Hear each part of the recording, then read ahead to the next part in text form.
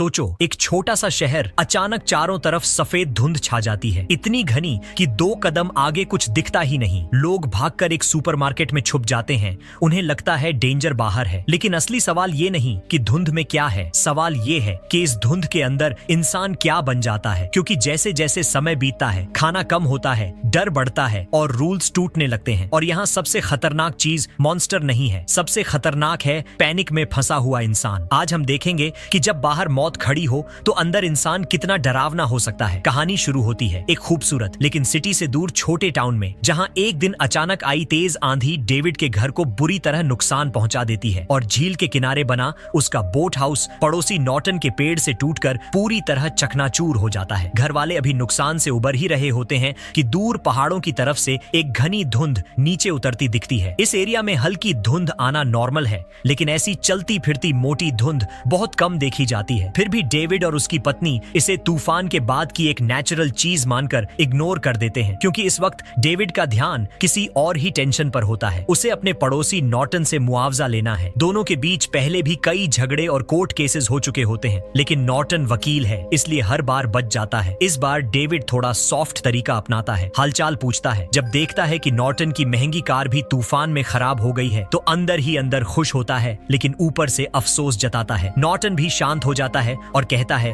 कि इंश्योरेंस वाले आकर सब संभाल लेंगे। इसी बीच डेविड जब टाउन के सुपरमार्केट से घर ठीक करने का सामान लेने निकलता है तो वही नॉर्टन जबरदस्ती साथ चल पड़ता है। डेविड अपने बेटे और नॉर्टन को लेकर गाड़ी से निकलता है। रास्ते में लगातार बिजली ठीक करने वाली गाड़ियां दिखती हैं, क्योंकि तूफान के बाद पूरा टाउन ब्लैकआउट में चला गया होता है। ये बात समझ में आती है, लेकिन तभी कुछ आर्मी की गाड़ियां भी पूरी रफ्तार से उसी धुंध की तरफ जाती दिखती हैं। यहाँ माहौल थोड़ा अजीब लगता है, फिर भी दोनों इसे नजरअंदाज कर देते हैं, क्योंकि उन्हें पता है कि पहाड़ों में एक मिलिट्री बेस है और हाल ही में वहाँ कोई सीक्रेट एरोहेड प्रोजेक्ट चल रहा है, जिसके बारे में आम लोगों को कुछ नहीं बताया जाता। लेकिन असली सवाल ये है कि अगर सब नॉर्मल था तो आर्मी इतनी हरी में क्यों थी? उन्हें जरा भी अंदाजा नहीं होता कि वही धुंध उनकी जिंदगी की सबसे डरावनी सर्वाइवल फाइट बनने वाली है। एक ऐसी लड़ाई जहां दुश्मन सामने नहीं बल्कि हर सांस के साथ करीब आ रहा होता है। और तभी जैसे ही वो लोग सुपरमार्केट पहुंचते हैं, डेविड को अचानक एहसास होता है कि उसके मोबाइल में बिल्कुल नेटवर्क नहीं है, कोई सिग्नल नहीं, और यहीं से चीजें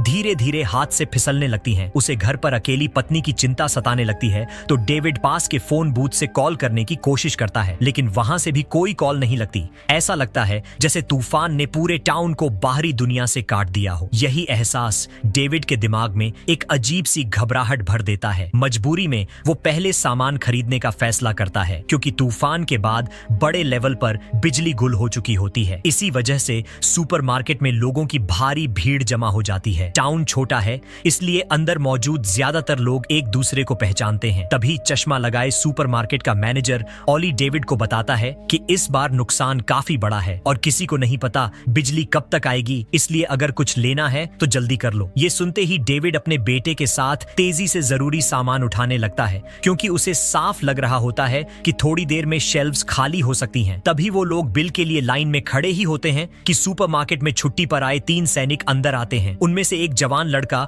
वहां की खूबसूरत कैशियर लड़की को पसंद करता है और आज छुट्टी का फायदा उठाकर उससे अपने दिल की बात कहने आया होता है। लेकिन तभी माहौल अचानक बदल जाता है। एक सफेद हेलमेट पहना मिलिट्री पुलिस वाला अंदर घुसता है और बिना कोई घुमाव दिए साफ बता देता है कि उनकी छुट्टी तुरंत रद्द की जा रही है और 10 मिनट के अंदर उन्हें उसके साथ वापस कैंप लौटना होगा। इतना कहकर वो बगल की दवाई की दुकान की तरफ चला जाता है। उसके जाते ही पूरे टाउन का सायरन अचानक बज उठता है और सुपरमार्केट में मौजूद हर इंसान सन्न रह जाता है। सब लोग बाहर झांकने लगते हैं कि आखिर हो क्या रहा है। तभी एक बूढ़ा आदमी खून से सना हुआ मुंह लिए बदहवास हालत में सुपरमार्केट की तरफ दौड़ता हुआ दिखाई देता है। वो बार बार पीछे मुड़कर ऐसे देख रहा होता है जैसे कोई चीज उसका पीछा कर रही हो। वो हांफता हुआ अंदर घुसकर चीखता है और जो कुछ वो बताता है उसे सुनकर लोगों के होश उड़ जाते हैं। घबराहट में लोग फौरन दरवाजा बंद कर देते हैं और खिड़कियों से बाहर झांकने लगते हैं, लेकिन कुछ लोग इसे मजाक समझ लेते हैं। उन्हें लगता है ये बस पैनिक है और यही सोचकर वो अपनी गाड़ियों तक पहुंचने के लिए बाहर भागते हैं, बिना ये समझे कि असली खतरा मजाक नहीं है बल्कि अब बिल्कुल पास आ चुका है। तभी मोटी धुंध पूरे टाउन को बहुत तेजी से निगलने लगती है। जो लोग बाहर निकले होते हैं वो अपनी गाड़ियों तक पहुंच भी नहीं पाते कि अगले ही पल उसी धुंध में गायब हो जाते हैं और फिर अचानक दिल दहला देने वाली चीखें सुनाई देती हैं। ऐसी चीखें जिन्हें सुनकर रूह कांप जाए। अब सुपरमार्केट के अंदर मौजूद हर इंसान बुरी तरह डर जाता है। लोग झट से दरवाजा बंद करते हैं और पीछे हट जाते हैं। बाहर हर तरफ बस धुंध ही धुंध होती है। अंदर खड़े लोग समझ ही नहीं पाते कि अब क्या किया जाए। कोई कहता है शायद इस धुंध में कोई जहरीली गैस है, कोई बोलता है पोल्यूशन लीक हुआ है। लेकिन इससे पहले कि कोई ठीक से सोच पाए, पूरा सुपरमार्केट अचानक जोर जोर से हिलने लगता है, जैसे जमीन के नीचे कुछ बहुत भारी हिल रहा हो। कुछ सेकंड बाद सब शांत हो जाता है, लेकिन अब डर हर चेहरे पर साफ दिखने लगता है। सुपरमार्केट के अंदर मौजूद हर इंसान सन्न रह जाता है। किसी को समझ नहीं आता कि बाहर असल में हो क्या रहा है। कोई दावा करता है कि पहाड़ों में बने मिलिट्री बेस में ब्लास्ट हुआ है। कोई कहता है ये किसी सीक्रेट एक्सपेरिमेंट का नतीजा है। और तभी एक अजीब सी औरत मिसेस कार्मोडी जोर जोर से बोलने लगती है कि दुनिया का अंत आ चुका है, ये सब भगवान की सजा है और अब कोई नहीं बचेगा। मतलब हर किसी की अपनी अपनी थियरी होती है, लेकिन किसी के पास कोई सॉलिड जवाब नहीं होता। इसी केओस के बीच स्टोर का मैनेजर ऑली सबको शांत करने की कोशिश करता है। वो साफ कहता है कि अभी बाहर निकलना बेवकूफी होगी। यहाँ खाने पीने का सामान है, पानी है और फिलहाल यही सबसे सेफ जगह है। लेकिन तभी एक औरत उसका विरोध करती है। वो रोते हुए बताती है कि उसके घर पर 2 छोटे बच्चे अकेले हैं। बड़ा बच्चा सिर्फ 8 साल का है और छोटा बच्चा तो अभी रेंग भी नहीं सकता। उसके लिए बाहर का खतरा उतना डरावना नहीं है जितना अपने बच्चों से दूर रहना। लोग उसे पागल समझने लगते हैं। कोई कहता है कि अभी बाहर जाना मतलब सीधे मौत को बुलाना है। कई लोग उसे रोकने की कोशिश करते हैं। वो खुद भी अंदर से कांप रही होती है, लेकिन माँ होने के नाते उसके पास कोई और ऑप्शन नहीं होता। जाने से पहले वो आंखों में आंसू लेकर सबके सामने हाथ जोड़ती है, किसी से भी साथ चलने की गुजारिश करती है। सुपरमार्केट पूरी तरह खामोश हो जाता है। वो एक एक करके सबकी तरफ देखती है, लेकिन हर कोई नजरें चुरा लेता है, क्योंकि इस वक्त कोई भी अपनी जान दांव पर लगाकर किसी अजनबी की मदद करने को तैयार नहीं होता। और यहीं से साफ हो जाता है कि असली लड़ाई धुंध से कम और इंसानों के डर से ज्यादा होने वाली है। अभी थोड़ी देर पहले जो आदमी धुंध में गया था, वही सबके सामने सबसे बड़ा प्रूफ बन चुका होता है। डेविड सब समझते हुए भी अपने बेटे की वजह से कुछ नहीं कर पाता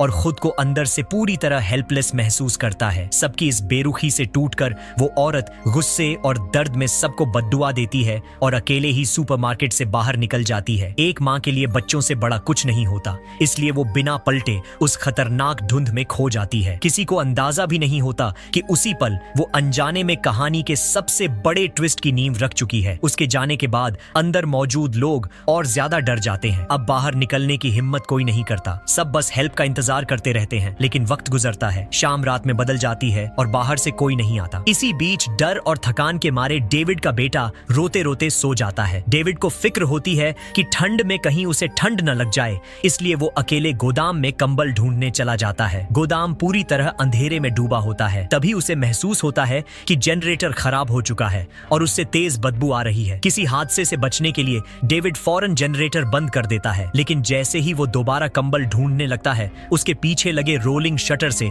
अजीब सी आवाज आने लगती है। ऐसी आवाज जैसे कोई भारी चीज बाहर से उसे जोर जोर से दबा रही हो। ये सुनते ही डेविड के रोंगटे खड़े हो जाते हैं। उसका दिमाग कहता है भागो, और वो डर के मारे बाहर की तरफ दौड़ता है। जैसे ही वो दरवाजे तक पहुंचता है, सामने से आ रहे लोगों से टकरा जाता है। उसी वक्त जनरेटर ठीक करने वाले कर्मचारी भी वहां पहुंच जाते हैं। डेविड घबराहट में उन्हें बताता है कि उसने अभी क्या देखा और सुना है, लेकिन वो लोग उसकी बात को सीरियस लेने के बजाय मजाक समझते हैं, उल्टा हंसते हैं और कहते हैं कि डर की वजह से उसका दिमाग खेल रहा है। इसके बाद सब लोग साथ में गोदाम के अंदर जाकर जनरेटर चेक करते हैं। थोड़ी देर में उम्रदराज मैकेनिक को समझ आ जाता है कि जनरेटर इसलिए बंद हुआ है क्योंकि बाहर एग्जॉस्ट वाल्व किसी चीज से जाम हो गया है। उसे साफ करने के लिए किसी को बाहर जाना पड़ेगा। बिना ज्यादा सोचे वो एक जवान स्टोर बॉय को बाहर भेजने का फैसला कर लेता है, लेकिन ये सुनते ही डेविड बीच में कूद पड़ता है। वो पूरी ताकत से उन्हें रोकने की कोशिश करता है, क्योंकि उसे अब पूरा यकीन हो चुका होता है कि रोलिंग शटर के बाहर सिर्फ धुंध नहीं है, वहाँ कुछ है, कुछ ऐसा जो इंसान के लिए नहीं बना। और यही वो पल होता है जब पहली बार डेविड की बात सच साबित होने वाली होती है। डेविड साफ कहता है कि बिना हालात समझे दरवाजा खोलना सीधा जान को खतरे में डालना है। वो सबको समझाने की कोशिश करता है कि अगर बाहर की कोई चीज अंदर घुस आई तो फिर किसी को बचने का मौका भी नहीं मिलेगा, लेकिन ऑली के अलावा कोई उसकी बात को सीरियस नहीं लेता। उल्टा लोग उसे डरपोक कहकर हंसने लगते हैं। जवान स्टोर बॉय भी ये मानने को तैयार नहीं होता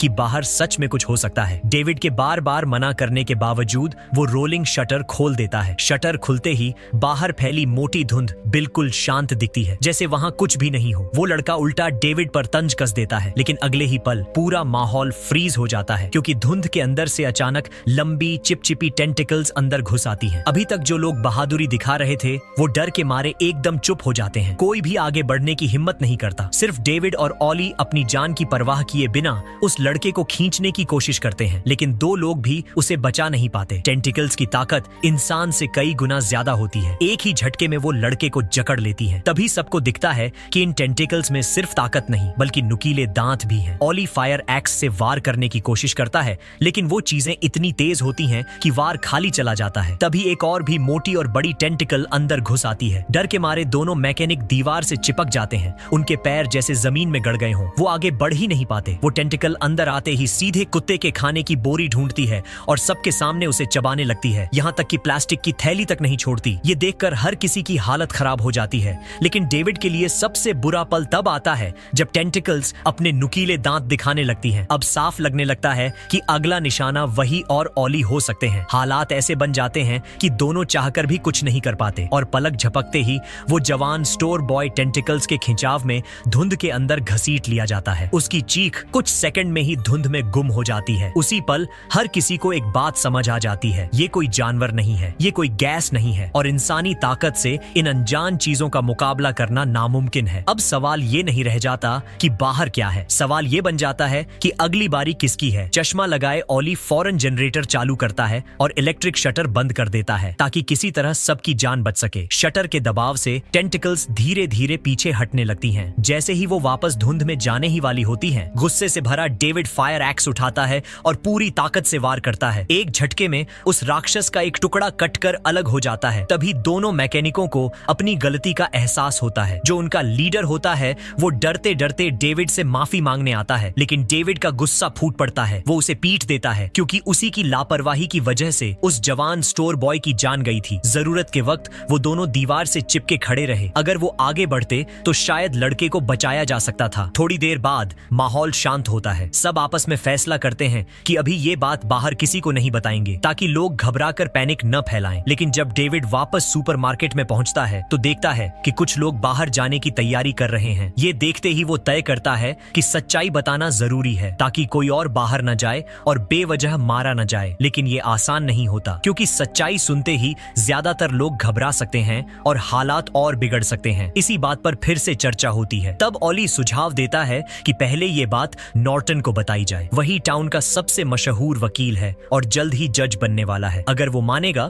तो बाकी लोग भी बात को सीरियस लेंगे। डेविड बिना देर किए सीधे नॉर्टन के पास जाता है और गोदाम में जो कुछ हुआ था उसे पूरा सच सच बता देता है। डेविड को लगता है कि सुबह जो कुछ हुआ था उसके बाद अब उसके और नॉर्टन के बीच बात संभल गई होगी। ऊपर से दोनों पड़ोसी भी हैं, इसलिए वो जरूर उसकी बात मानेगा। लेकिन हकीकत इसका ठीक उल्टा निकलती है। नॉर्टन को एक पल के लिए भी यकीन नहीं होता। उसे लगता है कि ये सब मिलकर उसके साथ कोई सिक मजाक कर रहे हैं। बात धीरे धीरे बहस में बदल जाती है। डेविड चाहे जितना समझाने की कोशिश करे, नॉर्टन यही मानता रहता है कि उसे बेवकूफ बनाया जा रहा है। जब डेविड उसे नीचे गोदाम में जाकर सबूत दिखाने की बात करता है तो नॉर्टन सख्ती से मना कर देता है। वजह सिर्फ एक होती है, पहले के कोर्ट केसेस और पुरानी दुश्मनी। उसी ईगो और जिद की वजह से वो न सिर्फ डेविड बल्कि उसके साथ मौजूद बाकी लोगों की बात भी मानने से साफ इनकार कर देता है। और यहीं से साफ हो जाता है कि बाहर की धुंध जितनी खतरनाक है, अंदर इंसानों की जिद और ईगो उससे कहीं ज्यादा जानलेवा साबित होने वाली है। यहाँ तक कि नॉर्टन सबूत देखने तक को तैयार नहीं होता। उनकी तेज बहस सुनकर आसपास खड़े लोग भी जमा हो जाते हैं। तभी डेविड सबके सामने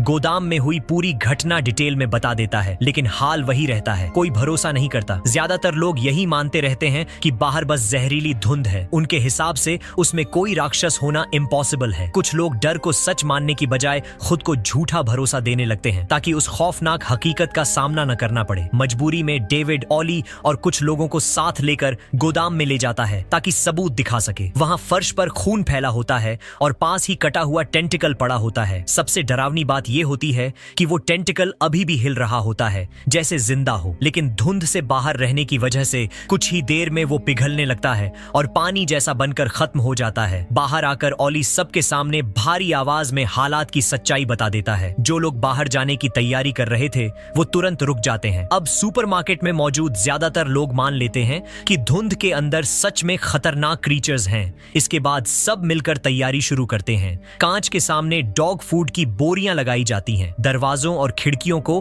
टेप से मजबूती से सील किया जाता है ताकि किसी भी अटैक से बचा जा सके। लेकिन इसके बावजूद नॉर्टन अब भी नहीं मानता। वो उल्टा कहता रहता है कि ये सारी तैयारी बेवकूफी है और लोग बेवजह पैनिक कर रहे हैं। डेविड साफ शब्दों में कह देता है कि अगर मदद नहीं करनी तो कम से कम गलत बातें फैलाकर हालात और खराब मत करो। तभी उसी वक्त वो सन की औरत मिसेस कार्मडी फिर से बोलने लगती है। वो चिल्ला चिल्ला कर कहती है कि दुनिया का अंत आ चुका है, ये धुंध भगवान की सजा है। वो सबको डराने लगती है कि जो लोग गुनहगार हैं उन्हें कुर्बानी के तौर पर बाहर सौंप देना ही एकमात्र रास्ता है। उसके मुताबिक बस इसी तरह इस मुसीबत का हल निकलेगा। जब से लोग सुपरमार्केट में फंसे होते हैं वो हर किसी के पास जाकर भगवान, पाप और कयामत की बातें भरती रहती है। ज्यादातर लोग उस पर भरोसा नहीं करते, फिर भी वो जोर जोर से चिल्लाकर कहती रहती है कि आज रात अंधेरा होते ही कोई न कोई मरेगा। उसकी बातें सुनकर कुछ लोग गुस्से में उसे गालियां देने लगते हैं और एक समझदार औरत तो आगे बढ़कर उसे थप्पड़ तक मार देती है। लेकिन किसी को अंदाजा नहीं होता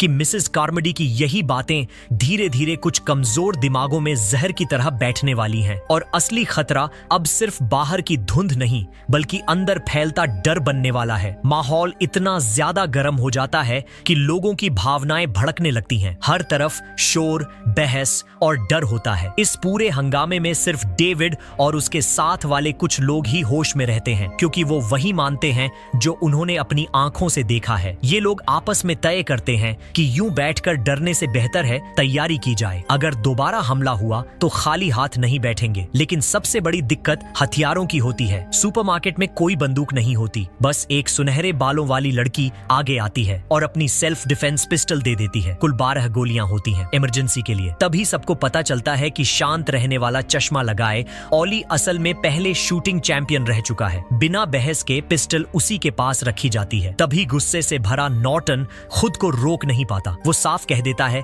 कि न तो उसे भगवान की सजा पर भरोसा है और न ही धुंध में किसी राक्षस पर। उसके हिसाब से यहाँ बैठे रहना भी उतना ही खतरनाक है। इसलिए वो अपने जैसे सोच रखने वाले लोगों को इकट्ठा करता है और तय करता है कि सब मिलकर बाहर जाएंगे और मदद ढूंढेंगे। पड़ोसी होने के नाते डेविड आखिरी बार उसे समझाने की कोशिश करता है, लेकिन नॉर्टन किसी की सुनने को तैयार नहीं होता। वो साफ कह देता है कि अपनी किस्मत वो खुद तय करेगा। उसकी जिद देखकर डेविड भी पीछे हट जाता है। इसी बीच एक आदमी जो रॉक सिंगर जैसे कपड़े पहनता है कहता है कि वो अपनी पुरानी कार से शॉटगन लाना चाहता है। सेफ्टी के लिए डेविड उसकी कमर में एक रस्सी बांध देता है ताकि जरूरत पड़ी तो उसे खींचा जा सके और ये भी पता चले कि लोग कितनी दूर तक सुरक्षित जा सकते हैं। अगर रस्सी पूरी खुल जाए और कुछ न हो तो माना जाएगा कि धुंध में फिलहाल खतरा नहीं है। नॉर्टन इस आइडिया का भी मजाक उड़ाता है। वो कहता है कि बाहर कुछ नहीं है, ये सब डर की कहानियां हैं। तभी वही सन की औरत मिसेस कार्मडी ठंडी डरावनी आवाज में बोलती है कि अगर तुम बाहर गए तो कोई भी जिंदा वापस नहीं आएगा। नॉर्टन बस उसे तिरछी नजर से देखता है और आगे बढ़ जाता है। फिर वो लोग दरवाजा खोलकर सुपरमार्केट से बाहर निकलते हैं। हैरानी की बात यह होती है कि शुरुआत में कुछ भी गलत नहीं होता। कोई आवाज नहीं, कोई हमला नहीं, धुंध बस चारों तरफ फैली रहती है। ये देखकर नॉर्टन के चेहरे पर हल्की सी मुस्कान आ जाती है। उसका भरोसा और बढ़ जाता है और बिना पीछे देखे वो और गहराई में धुंध के अंदर कदम बढ़ा देता है, बिल्कुल ये समझे बिना कि असली खतरा अक्सर चुपचाप आता है और जब आता है तो पलटने का मौका भी नहीं देता। उसके पीछे बाकी लोग भी चल पड़ते हैं। सिर्फ पीछे चल रहा एक मजबूत आदमी ही रस्सी पकड़े रहता है। कुछ ही सेकंड में पूरा ग्रुप धुंध के अंदर गायब हो जाता है। शुरुआत में रस्सी जिस रफ्तार से आगे बढ़ती है उसे देखकर सबको लगता है कि सब ठीक है। लोगों की घबराहट थोड़ी कम होने लगती है, लेकिन करीब 50 मीटर जाते ही अचानक रस्सी ढीली पड़ जाती है। कुछ सेकंड का सन्नाटा, फिर अचानक जोर का खिंचाव महसूस होता है। इससे पहले कि कोई कुछ समझ पाए एक अजीब सा झटका लगता है। साफ दिखने लगता है कि रस्सी से बंधा आदमी किसी भयानक ताकत की पकड़ में है और फिर एक झटके में रस्सी पूरी तरह ढीली पड़ जाती है। उसे पकड़े लोग लड़खड़ाकर जमीन पर गिर जाते हैं। जब वो संभल कर रस्सी खींचते हैं तो जो वापस आता है उसे देखकर सबके मुंह से चीख निकल जाती है। उस आदमी का सिर्फ आधा शरीर बचा होता है, बाकी सब धुंध के अंदर ही रह जाता है। उसी पल सबको यकीन हो जाता है कि धुंध के अंदर सच में कोई अनजान और बेहद खतरनाक चीज मौजूद है। अब कोई भी बाहर जाने की हिम्मत नहीं करता, लेकिन इसी डर के माहौल में उस सन की औरत मिसेस कार्मडी को बोलने का मौका मिल जाता है। वो चिल्ला चिल्ला कर कहती है कि ये सब भगवान की सजा है और अब तो सबको यकीन आ गया होगा।